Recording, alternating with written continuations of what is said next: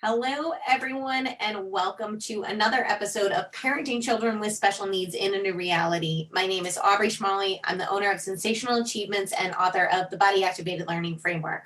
So today, I thought I would circle back on some of the tools that I have given you over the years to talk about holiday gift ideas. Now, if you are looking for some extra stocking stuffers or something else that you can put under this tree, but you want to make sure that it's going to get utilized and be valuable for your child who has different sensory needs, there's a few things that you're going to need to think about.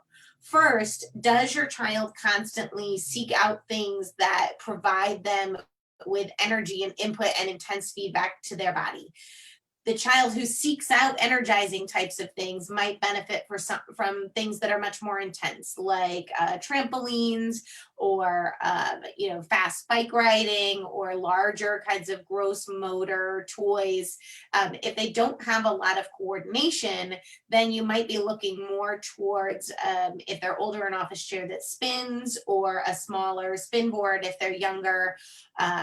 Other things that go fast, thinking about swing sets or possibly installing some sort of swing, doorway swing or itinerant swing, which is actually foldable, collapsible, that you can set up in the basement or you can use pretty much throughout the winter without spending as much time outside, that will still give your child an intense amount of input. I also really love the air pillows that you can get from southpawenterprises.com. Two of the sizes are very, very big. So unless you have a big space to work with, I wouldn't recommend getting the Seal pillow from Southpaw Enterprises, but the Dolphin Pillow is about 2.5 by 2.5 feet. It's a square, but it's a little bit different than just using a yoga ball because it gives you a lot of good intense pressure from rocking and bouncing, and it's also a little bit more stable than a yoga ball if your child struggles to kind of maintain their balance and is really just looking to get more crashing and more input.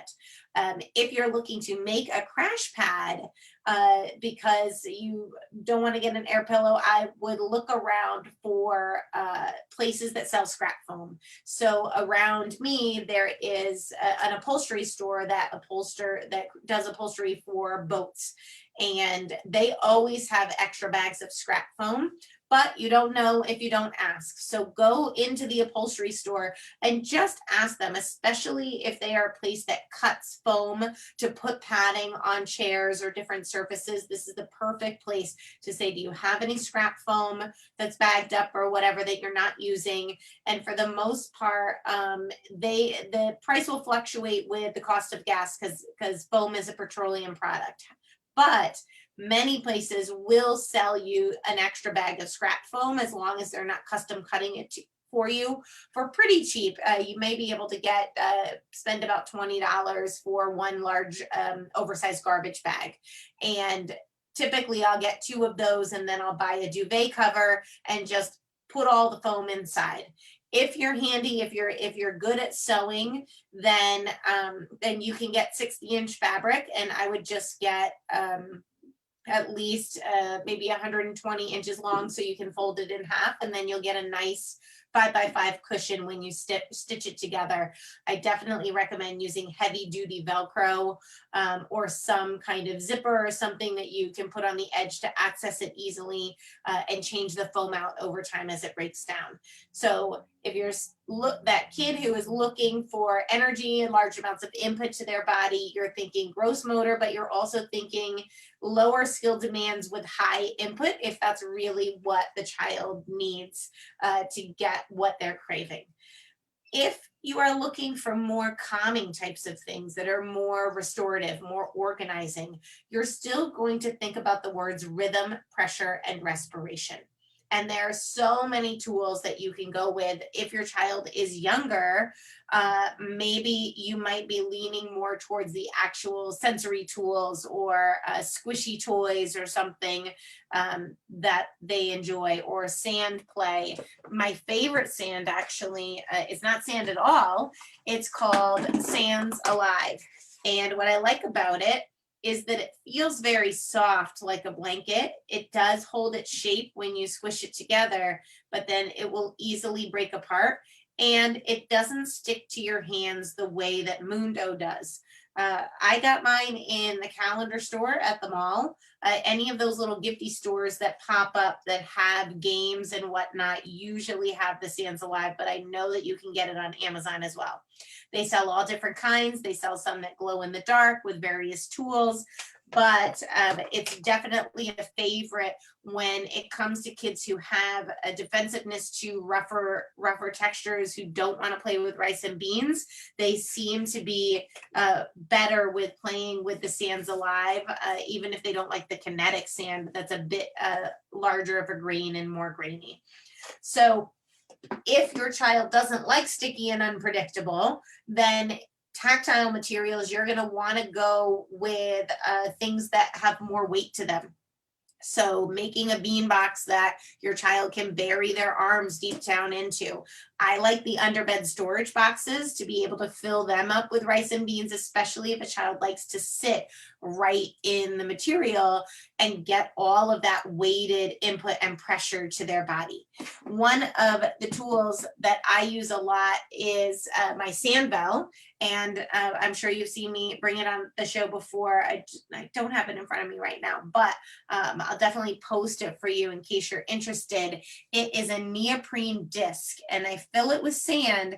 What I really like about it is it can be used both as an exercise tool to get a little extra weight to any coordination exercise that you're doing, but it can also be used to provide pressure. So one of the first things that the kids that I work with did with it when I gave it to them to play is they put it on their head, they put it over their eyes, almost like, you know, a weighted mask. They put it on their chest, they put it on their arms. So they were really looking for that calming pressure before they initiated anything that involved a little bit more coordination or hand-eye coordination or anything that was a little bit trickier for them to do. So things that provide pressure, things that are weighted are going to be naturally more calming, except if your child, if you're thinking about getting a weighted vest, make sure that your child does have halfway decent postural control and good muscle tone.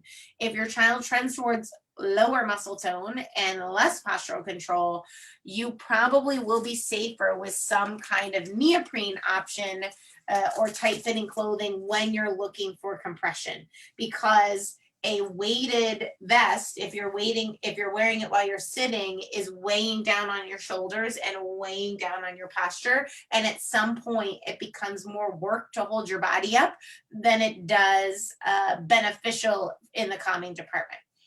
However, if you use neoprene and you're getting a nice deep pressure, so this happens to be a bear hug, which comes in 3 different pieces. You can strap the larger piece around your child's trunk, and then the straps are actually separate. I can show you without them all sticking together. The straps are actually separate so that you can stick one on the front and one on the back and make it as tight as you want, pulling down on the shoulders, or even do a crisscross motion in the back. But you have some flexibility with something like a bear hug to really adjust all the angles to make the compression what you think your child needs. It can be more in the trunk and less on the shoulders, or it can be a lot on the shoulders and maybe a little bit looser in the trunk. Not too loose though, or else then you lose the pressure from the shoulders.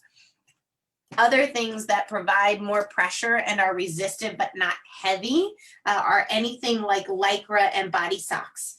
I have one child that I work with that when she gets frustrated, she likes to bury herself under something heavy. So that might be a weighted blanket or a bag of balls. That's another thing that I do with duvet covers if I can't have a ball pit, is put all the balls inside of the duvet cover or inside of something that a big case that can be zipped up, and then have the child be able to go inside and I can kind of shake them around. This way, it's not something that takes up the whole living room, but it's something available when you're ready to go play with your child. But back to the pressure and resistance situation, if you can buy things like a body sock and get a lot of resistance. They also make Lycra tunnels.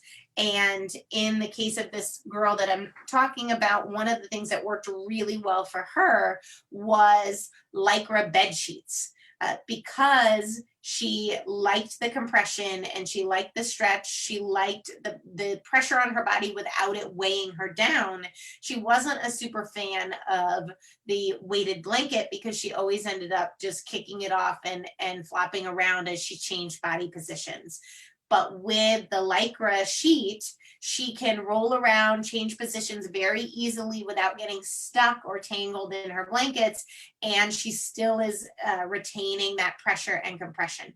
So she actually built herself an entire bed setup with reduced visual stimulation. She added a canopy to the top and Lycra for the bed sheet. All of a sudden, the sleep situation significantly improved because of the addition of the pressure and the reduction in visual stimulation. So whether you're using it as a calming tool just, throughout the day as a free play item that your child can access, or you're using it as a direct intervention, the pressure does really support that calming effect. One thing I'll say about anything that's kind of weighted or resistive or something like that, if your child uses it in a disorganized way, is kind of just picking up heavy things and throwing them, or doesn't, keep the pressure consistently on them, sometimes what you need is something rhythmic to add to it. So remember, our keywords are rhythm, pressure, and respiration. If your child is a seeker of pressure in a very disorganized way and bumps into children and grabs onto people and just gets themselves overstimulated in the process, you need to control the input and how they're receiving it.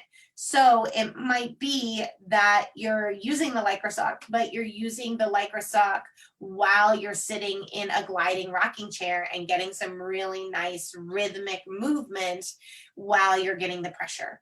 Or I like to encourage people to do things that are maybe like deliveries. If you decide to invest in a set of weighted balls, for example, because your child's always going around lifting heavy things, then you want a game where you're going one at a time, maybe crawling through the Lycra tunnel and then throwing a heavy ball into the laundry basket per se. So your gift items would be the Lycra tunnel and the differently sized weighted balls. You'd get a lot of rhythmic and repetitive movement while decreasing visual stimulation and increasing pressure and feedback to the body. So those are some gift ideas. They make weighted stuffed animals. If your child is very into lots of heavy pressure to help them sleep, those are great gift ideas. Some of my kids will ask me to pile like 5 giant cushions on top of them because they need so much pressure to try to feel good. In that case, the Lycra is not the way to go. The stretchy fabric just isn't enough for the amount of pressure that they're looking for their body. So while weighted vests always, sort of say, okay, 5 pounds per 15 pounds of body, it's not, it doesn't always work like that for a child who seeks input really intensely. For children who are less alert and need energizing activities to get moving, you want to lean towards linear swinging, scooter boards, bike riding, any of those kinds of activities and the tools that go with them to get fast movement that activates their body against gravity, and then add some unpredictability with spin boards, making a little obstacle course, adding some direction changes in, getting an office chair to spin around in, or they even make little spinning egg chairs, I think, that you can buy at IKEA that are pretty fun. There are lots of different options as long as you know what you're looking for when you start that Amazon search. So those are the big tools. These are things that are a little bit more expensive, things that are, larger weighted blankets, which you can buy commercially, but you can also buy, the lap weighted blankets. Things are becoming less and less therapeutic in nature and more widely accessible. And my theory is that one of the reasons that is with all of the technology and screen time that we have access to, we are doing more and more and more and more and more, and we're getting overloaded, we're getting overstimulated, we're getting stressed out, and it's on a societal level. So the kids who are actually more neurologically diverse, who have more intense sensory needs, are feeling the same things that we're feeling, but even more intensely. So adding these sensory gift ideas in a more productive way, and in a way that is going to really work for your child, is super important. As your child gets older, those sensory tools might change. You may be getting a rower that's rhythmic and resistive input. You might be getting a Yogi Bow, which is the giant, pillow cushion that you can lay in, you can go under, but you can also crash into. And then you've got a lot of different ideas of things that you can do with a piece of furniture, essentially, that you've invested in to add to your sensory options in your house. There's a lot of different options for rocking chairs and variations on rocking chairs from IKEA, so I definitely recommend that if your child needs that rhythmic movement as well. As those sensory needs change, as your child gets older, they will look more like things that we would put on our holiday shopping list, but they have those same properties of rhythm and pressure, respiration, of speed, unpredictability, direction changes, any of those things that are either energizing or restorative in nature. So that actually brings me to my blow toys, which we have talked about in the past, but these are great stocking stuffers. The things that you want to be careful of is, what is the shape of my blow toy? Does my child have the oral motor skills and the breath control to actually get the blow toy to work? And what type of tool works best? This is a very small straw, which you have to have decent oral motor control to be able to purse your lips around it and blow through in a controlled way to get the bubble. The company that makes this is called Pustifix. You can find it on Amazon. It is an international company, so it does take a little while to get the product. So I'm not sure if it's going to get to you before Christmas, but I highly, highly recommend all of their blow toys and bubble toys that they sell, because they're definitely good quality from a sensory and oral motor perspective. They also make ones that can be used with a siren whistle. So you just attach a siren whistle on the back of it. It makes a nice big mouthpiece for children who don't have great oral motor control, and then they can still get the bubbles out, but get a fun sound as well. My ultimate favorite for a lot of kids who are developing the oral motor control and need respiration, they need breathing, is to use this glitter bug. And I believe the glitter bug is also something that you can pretty easily find on Amazon. So I would definitely recommend that you check that out. The thing that's great about it is, because it has this funny back that flares, it actually gives a place for the lips to hold onto as they wrap over the end of the bug. And it doesn't take a whole lot of effort and breath control to actually get a bubble out. When the breath control improves, then the stronger the blow, the more the wings will spin. So this is an added level of feedback for you and your child if you're trying to get them to take a deep breath and do a forced exhale. In order to do a forced exhale, you have to have a bigger inhale. So choosing blow toys that facilitate that is really going to help your child learn to breathe and have breathing as part of their toolbox. If your child doesn't have great oral motor control, but can get some sound out, I would recommend a metal harmonica for the stuffing. Let me try that again. For the stocking stuffer, because it has a wide mouth. It doesn't take that much. You don't have to cover all the spaces to be able to blow through to get the sound out.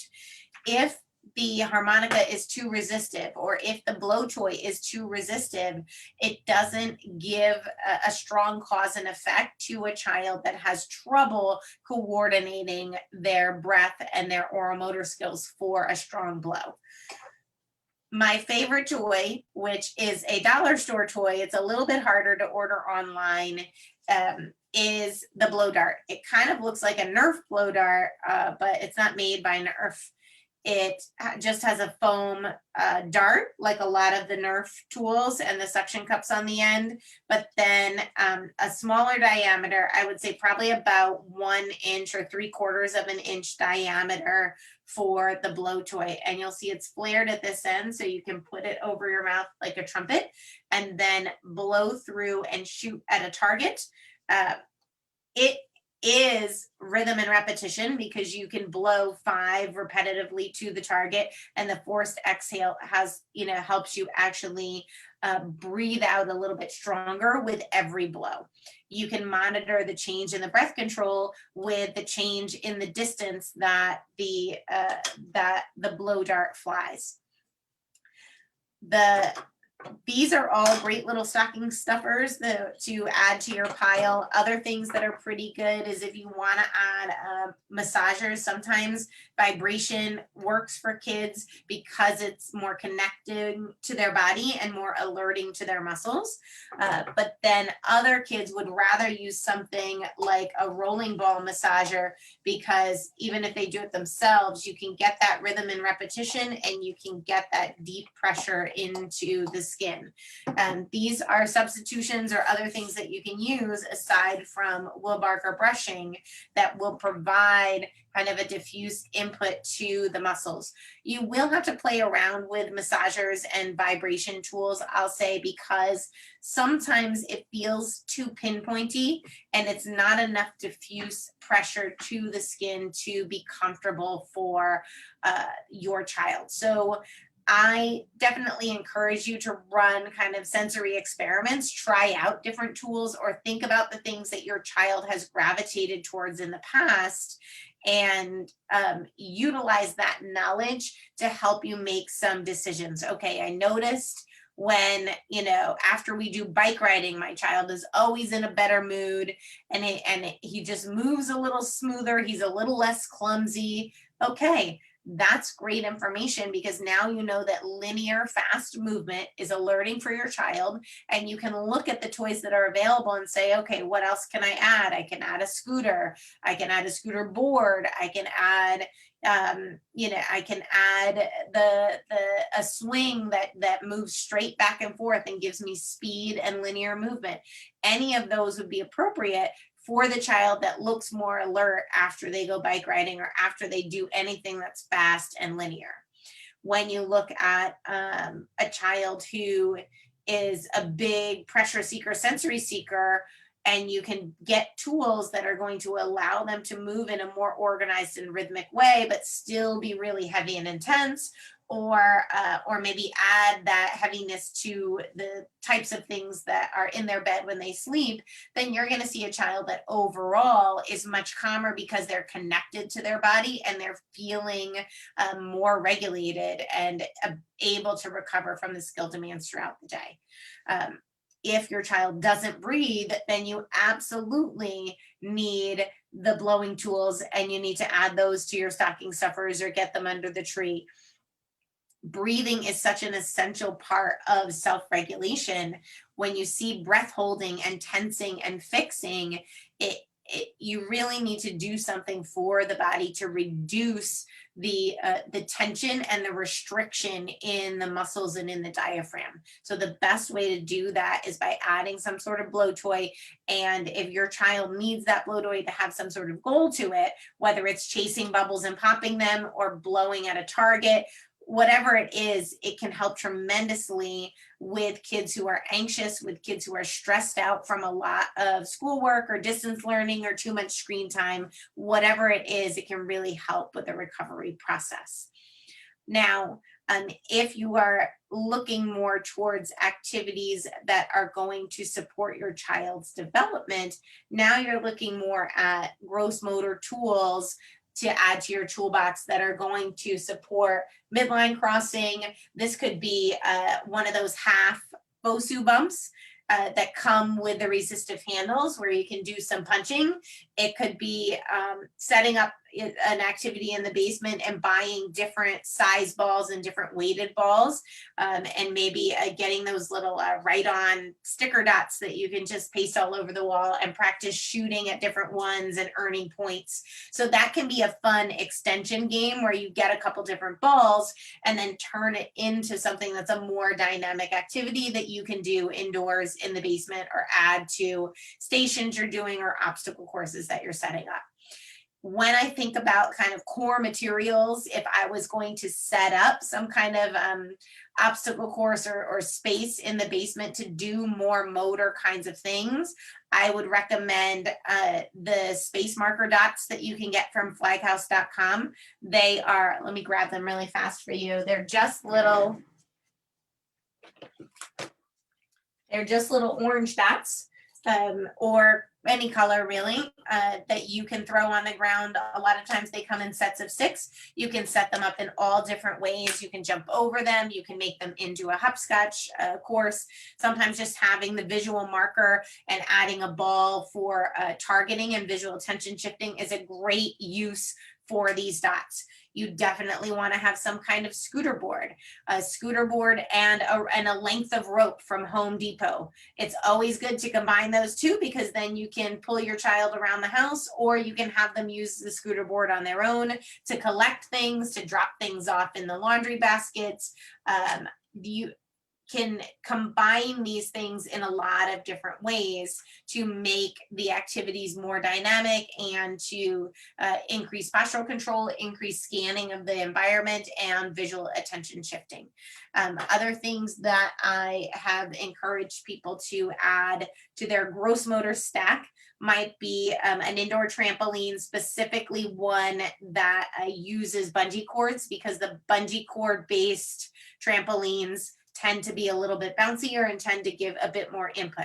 As I mentioned before, I would go for differently weighted balls, maybe balls that are the same size but have different weights to them. I would definitely get some sort of tunnel, whether that's a Lycra tunnel or a regular tunnel, to facilitate crawling.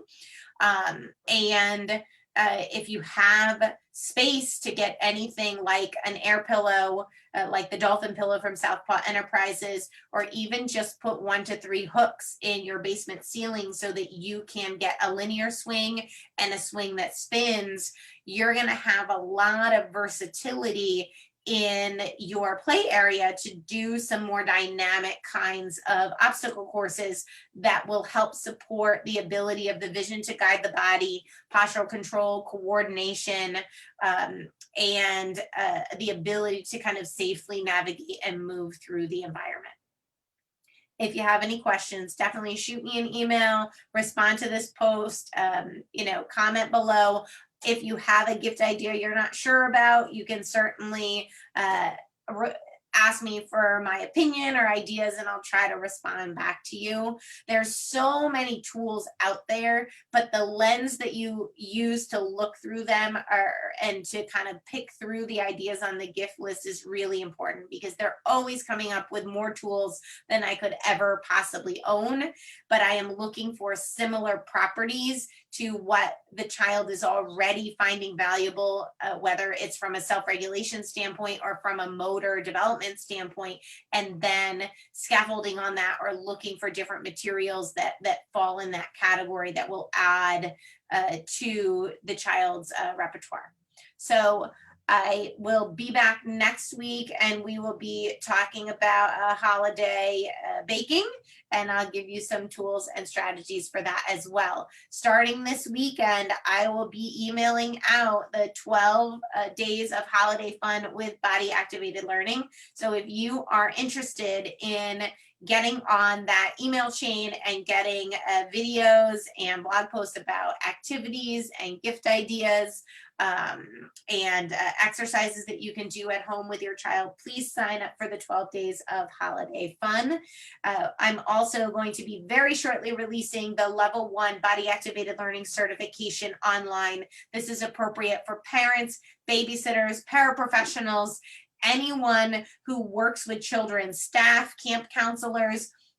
If you need a toolbox that's going to help you work with children who are neurologically diverse to support their self-regulation and their motor skill development, then you definitely want to do this certification and get access to all the great information and resources that are part of it. It will set you up tremendously for just being able to shift your lens a little bit in how you're approaching working with and supporting children with various sensory and neurological differences that impact their learning and their self-regulation. So that said, I will catch you all next week. Have a great day.